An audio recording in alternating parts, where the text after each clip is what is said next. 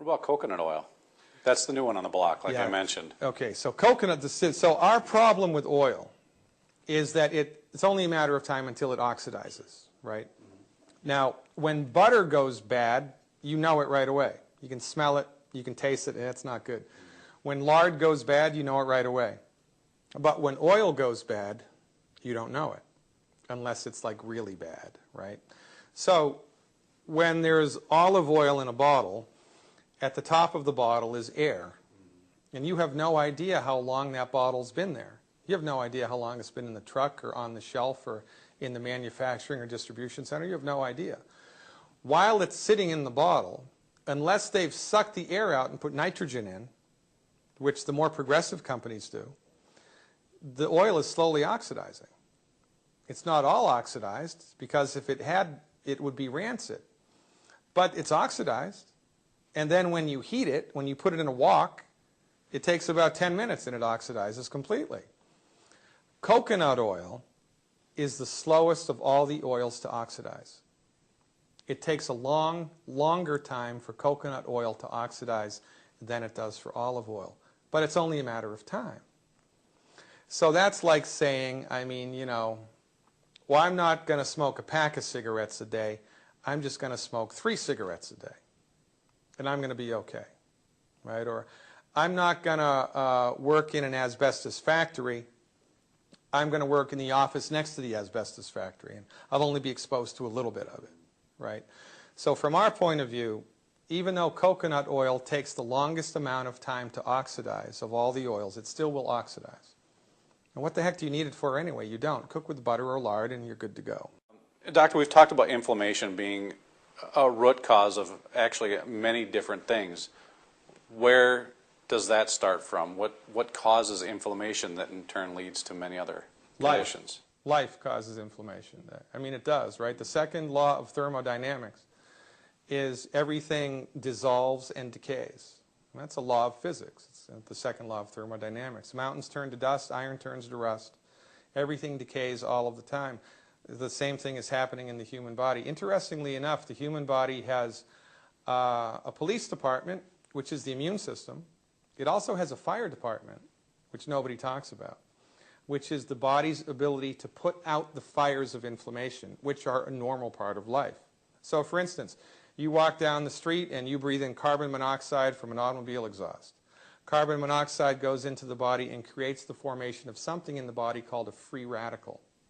A free radical is an oxygen atom that's lost an electron. And an oxygen atom that's lost an electron will stick to anything. It's like metabolic Velcro.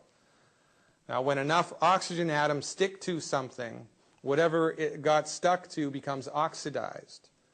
And when something becomes oxidized, it ultimately becomes destroyed, right? That's why iron turns to rust. So oxidative damage inside the body is the main causative factor of inflammation. Now, if the body is properly nutrified, it can handle normal oxidative stress that's present just from walking down the street. But if the body is not nutrified, you know, it's like the hook and ladder truck showing up at the house that's on fire, and it hooks the hose up to the hydrant, but there's no water in the hydrant. Well, if there's no water, you can't put the fire out. If the body is out of essential nutrients, the fire department can't work. So the normal inflammation that's just a part of day-to-day life gets the upper hand. So there's 2 things that are necessary in this domain, in this regard, right? We have to support the fire department of the body. And we do that with 90 essential nutrients, especially selenium. Selenium is extremely important. And the whole concept of nutritive antioxidants, right? This is the domain of antioxidants. Antioxidants are like the water that the fire department uses. This is why consuming food and beverages or nutritional supplements that are high in antioxidants is extremely important for, you know, health of the human body. But in addition to giving the fire department of the body the raw materials that it needs to work, we also it would be prudent for us to take steps to avoid being exposed to things in the environment that cause inflammation and create free radicals. You know what the biggest cause of free radicals from our point of view is? Fried food and oil in a bottle What's that? That's right, everybody's favorite, olive oil. Oil in a bottle, salad dressing, eventually will oxidize. And when you consume anything that's become oxidized, you have free radicals in your body. So eating salad is like loading up on free radicals. And if you fry a food, forget it. And it's interesting. If you look at a map of life expectancy in the United States, right? Life expectancy, county by county in the entire United States, the part of the country that has the lowest life expectancy, and it's dramatically so, is the Old South, the old Confederate South. Why is that? They've got the same education, they've got the same water, they've got the same sewer, they've got the same drugs, they've got the same insurance, they've got the same hospitals. Everything is the same except one thing. In the South, fried food is a religion. They eat more fried food in the South than anywhere else in the United States, with the possible exception of Native American reservations around the country, which are also extremely high in fried food.